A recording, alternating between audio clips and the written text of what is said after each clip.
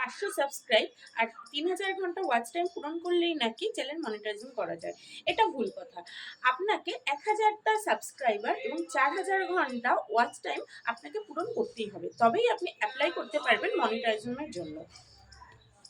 কয়েক মাসের মধ্যে আপনি আপনার চ্যানেলটাকে কি করে মনিটাইজেশন করতে পারবেন সেইটাই নিয়ে আমি আজকে আলোচনা করতে চলে এসেছি। ইউটিউবে সামান্য সামান্য ভুল কিন্তু ইউটিউব একটা বিশাল বড় ভুল মনে করে। আপনি যদি মনে করেন যে একটা দুটো ভুল হয়েছে, ও থাক, ক্যাজুয়ালি নিয়ে নেন, তাহলে কিন্তু হবে না।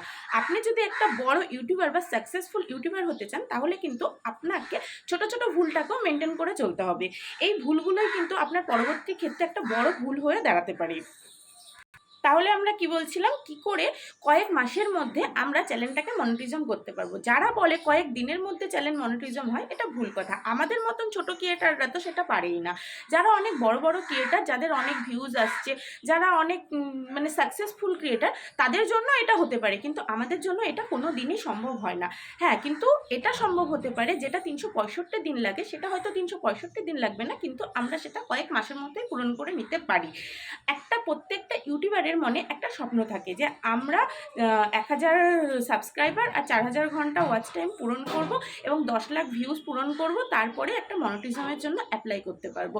এই অ্যাপ্লাই করতে গেলে আপনাকে কিন্তু কিছু রুলস ইউটিউবের মানতে হবে। যেরকম ইউটিউব আমাদের একটা চ্যালেঞ্জ দেয় যে 1000 ঘন্টা 1000টা সাবস্ক্রাইব এবং 4000 ঘন্টা ওয়াচ টাইম আপনাকে পূরণ করতে হবে। সেরকম ইউটিউবের এই চ্যালেঞ্জটাকে আমাদেরকে মেনে চলতে হবে। ইউটিউব আপনার এই সব কিছু সব দেখতে পাচ্ছে, আপনি কি আপলোড করছেন, আপনি কি করছেন, আপনি কখন টাইম মেনটেন করছেন, সব কিছু তারা ফলো করছে। এর জন্য আপনাকে কি করতে হবে, রেগুলার ভিডিও দিতে হবে, আপনাকে প্রত্যেক টাইম মেনটেন করতে হবে।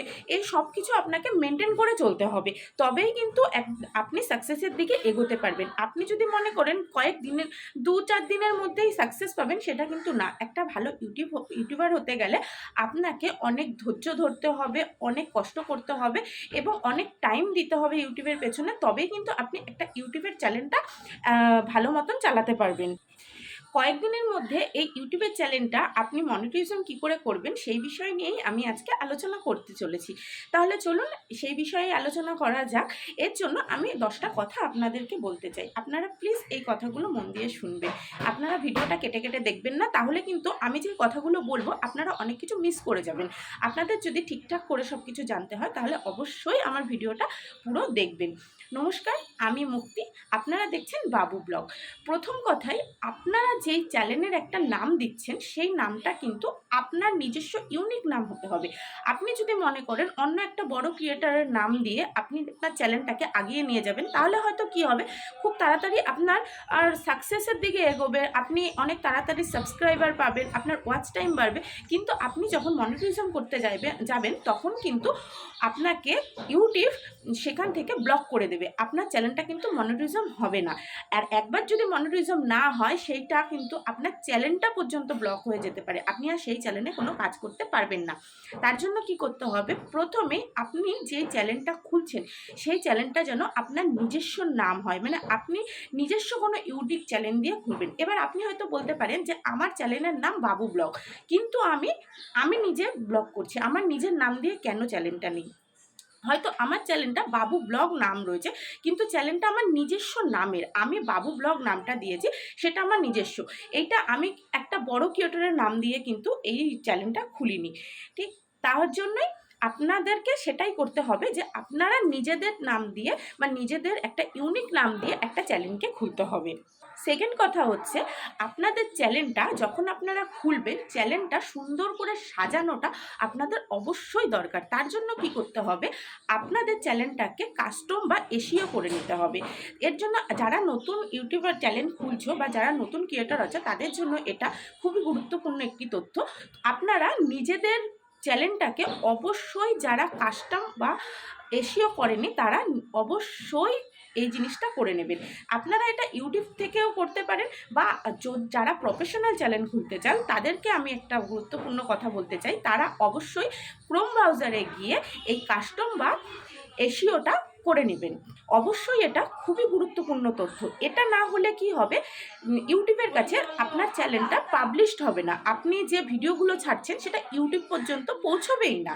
কয়েকটা কিছু দূর পর্যন্ত গিয়ে এই 30-40 ভিউজ পড়ছে, খুব বেশি হলে 100টা ভিউজ পড়বে, পড়ে আপনার সেই ভিডিওটা বা আপনি যে জিনিসগুলো আপলোড করছেন সেটা সেখানে গিয়েই বন্ধ হয়ে যাবে। 3 নম্বর তথ্য হলো, আপনারা যখন একটা ভিডিও আপলোড করে ছাড়বেন তখন আপনাদের কি করতে হবে, অবশ্যই টাইটেল, থাম্বনেল, ডেসক্রিপশন এবং ট্যাগ, এই 4টে জিনিস খুব ভালো করে মেনটেন করতে হবে।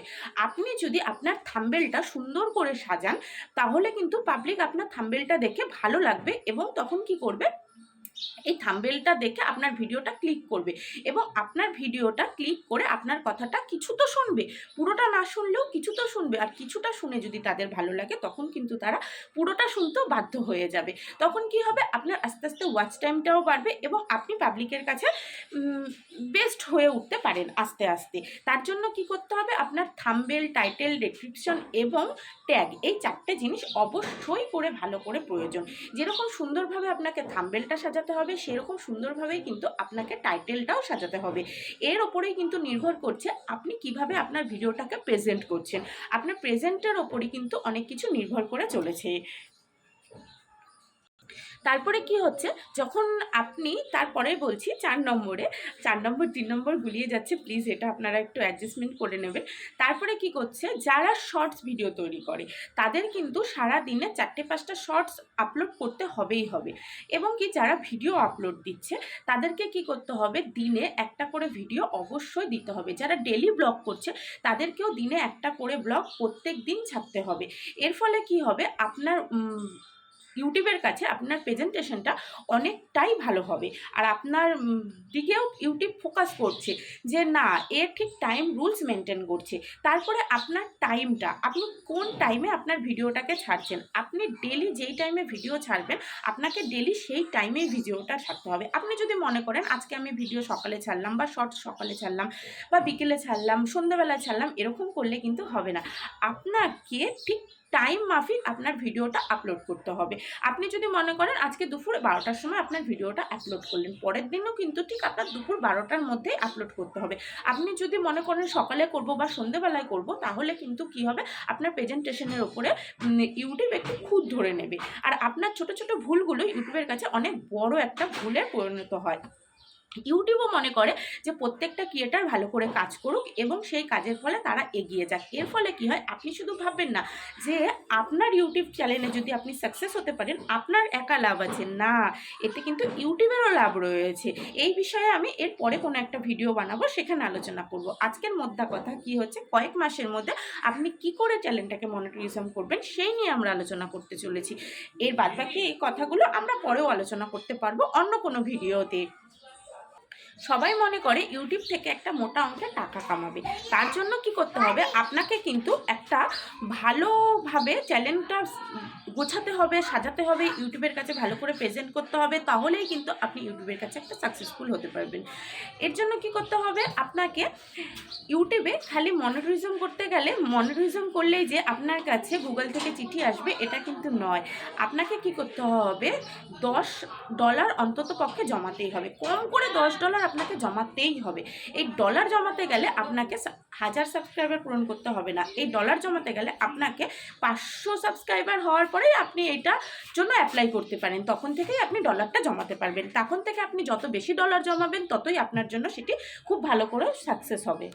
আমি যেই কথাগুলো বললাম এইগুলো যারা বড় ক্রিয়েটর আছেন তাদের হয়তো এগুলো সব কিছুই জানা আছে, অনেকেই হাসাহাসি করবে, কিন্তু যারা নতুন চ্যানেল খুলছেন এবং নতুন একটা স্বপ্ন নিয়ে চোখে চ্যানেলটা খুলে এগিয়ে যেতে চাইছেন তাদের জন্য হয়তো এই কথাগুলো শুনলে একটু হলেও সাহায্য হবে। আমি যেই রুলসগুলো বললাম আপনারা যদি একটু এইগুলোর দিকে ফলো করেন আপনাদের কিন্তু সাকসেসের দিকে এগোতে গেলে অনেকটাই সাহায্য হবে এবং কয়েক দিনের মধ্যেই দেখবেন, বা কয়েক মাসের মধ্যেই দেখবেন আপনার চ্যানেলটা প্লাস অনেকটাই সাবস্ক্রাইবার বেড়ে গেছে এবং অনেকটাই ওয়াচ টাইম বেড়ে গেছে। আপনারা যত পারবেন একটু বড় ভিডিও আপলোড করার চেষ্টা করবেন।